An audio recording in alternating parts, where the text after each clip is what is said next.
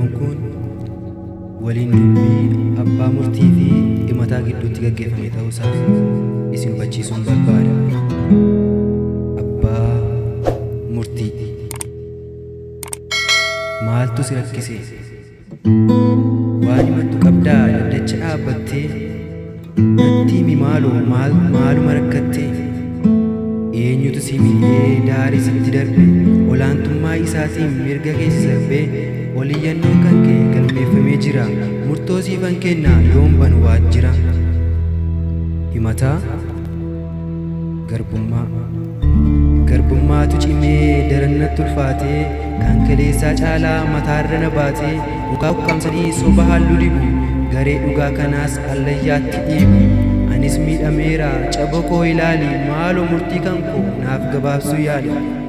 Abbaa murtii, ani hubadheeraa miidhama kee argee anatu siif falma bakka keetti darbee. Ergaa abbaan cubbuu addunyaatti dhufe nagaan ardii kanaa gad xiqqaachaa dhufe. Egaa kana booda akka durii miti murtii haqaa kennuuf nan kaasa miti. Himataa ba'ee galuudhaafuu birrachaan adeema mootiin biyya ormaas humnaan na dheekkama.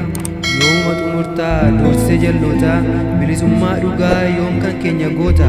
Akkasiin gungumaa jiraachuun barbaannu nagaadhaan jiraachuu utuu arguu yaannu. Abbaa murtii, akkuma duraatti arras gochuu beeka warra siin mormanii dhayichaan arreeba.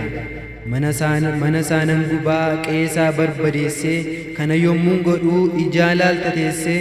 Kanaaf mataa buuftee gajjatteen deeminii dhugaa dubbachuudhaaf qaanfatteen seesinii.